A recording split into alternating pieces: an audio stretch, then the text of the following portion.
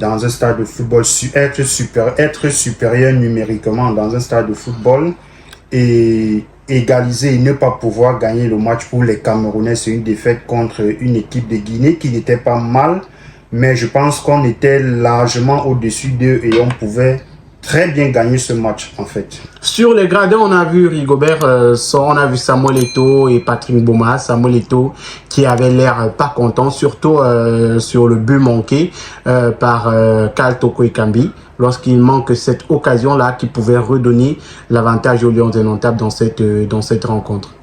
C'est normal. Je pense que Samuel Eto'o, le président de l'Africa Foot, est je vais dire quoi, est un peu plus patriote que nous, si je vais le dire, parce qu'il ressent toutes les émotions de cette équipe à chaque fois, vu qu'il vit ces émotions de plus près.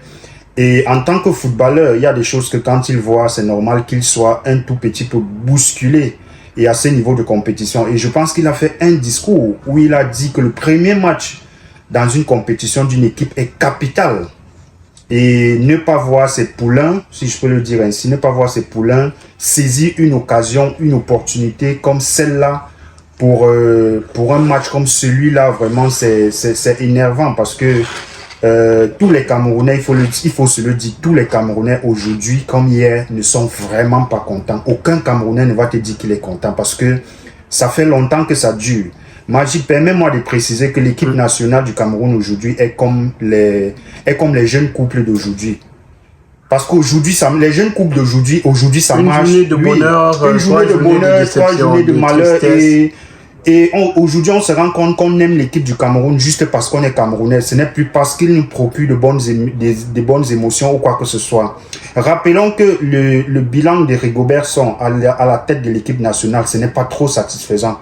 Parce qu'aujourd'hui, si on totalise tous les matchs que Rigobert Song a fait avec l'équipe nationale, toutes compétitions confondues, je pense que Rigobert Song est à 19 matchs, 4 victoires, 8 matchs nuls et 7 défaites.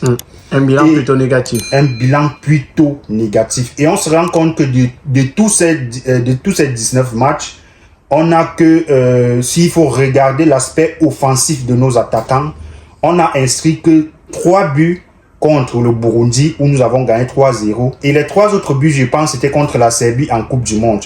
Donc on se rend compte que de façon offensive les Camerounais ne produisent rien et ils ne sont véritablement pas décisifs. Je ne sais pas si c'est à cause des choix de Rigobert Song, mais aujourd'hui moi personnellement je peux affirmer que c'est à cause des choix tactiques de Rigobert Song parce qu'à chaque fois depuis que Rigobert Song est à la tête de l'équipe nationale on se rend compte qu'il n'a jamais utilisé une même équipe 2 fois. À chaque match, à chaque compétition, il a toujours une équipe différente. Peut-être la tactique de la terre brûlée. Ça ne veut rien dire, Magic. On va peut-être prendre l'excuse en disant que non, c'est une équipe en reconstruction. Mais presque toutes les équipes africaines sont en reconstruction.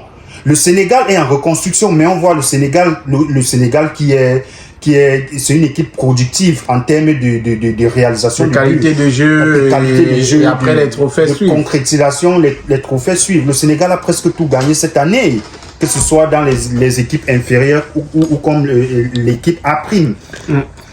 Et on se rend compte également que je veux parler de quelle équipe? Je veux parler aussi de la Côte d'Ivoire. La Côte d'Ivoire, à chaque fois que la Côte d'Ivoire a l'occasion de marquer des buts, la Côte d'Ivoire le fait. La Côte d'Ivoire le fait. Donc, pour nous, moi personnellement, j'étais très mitigé hier. J'étais très courroucé même contre l'équipe nationale et son sélectionneur parce que ça fait longtemps qu'on a pu vu les Lions indomptables marquer des buts comme on en a vraiment besoin. Et dans un match comme celui-là, l'équipe adverse ne peut pas avoir un carton rouge et on se met à jouer comme on joue là. Et le coach fait des remplacements qu'on ne comprend pas. Et il prend des joueurs, il les met à des postes qui ne sont pas les leurs. On s'attend à quoi? Magri qui se retrouve au milieu de couloir. Est-ce que c'est son positionnement de base? Toko Ekambi qui se retrouve attaquant. Est-ce que c'est son positionnement de base? Avec ce style et cette tactique que je ne sais pas où elle sort, on s'attend à marquer quel genre de but, Magic? Mauvais départ pour les Lions indomptables du Cameroun. Ça sera peut-être plus compliqué parce qu'en face, on aura le Sénégal, on aura la Zambie, 2 bonnes équipes tactiquement. Est-ce qu'on peut dire que Rigobert Song aujourd'hui est en danger? Il est super en danger. qu'on ne se mente pas. Rigobertson est super en danger. Si on n'a plus rien fait contre la Guinée, je pense qu'avec le Sénégal, ça sera encore plus difficile parce que le Sénégal, c'est une équipe joueuse. C'est une équipe qui déroule. On les a vu faire on les a vu faire dernièrement. On les a vu faire hier. Donc, le Sénégal, c'est une équipe qui déroule. Et c'est pas la première fois qu'on va rencontrer le Sénégal. On sait de quoi ils sont capables. Donc, moi, je pense que la Guinée, c'était une grosse opportunité de se faire des points, d'avoir nos 3 points et avoir un positionnement favorable dans notre pool, dans notre groupe. Mais on ne l'a pas fait. Donc, à cette allure, il nous reste 2 matchs et je pense pas que c'est avec eux que ce sera facile. Donc, alors, on a André Onana qui est arrivé dans la tanière hier en début de journée, un peu très tôt. Le matin, il est arrivé dans la tanière, mais qui n'était pas sur la feuille de match. Il se pourrait qu'André Onana ne soit pas très content du fait de n'avoir pas joué ou alors de n'être pas entré dans cette feuille de match du sélectionneur-manager Rigobertson Bana. Les bruits de couloir nous disent qu'il a levé la voix et il a fallu une intervention pour le calmer et lui expliquer certaines choses. Bon.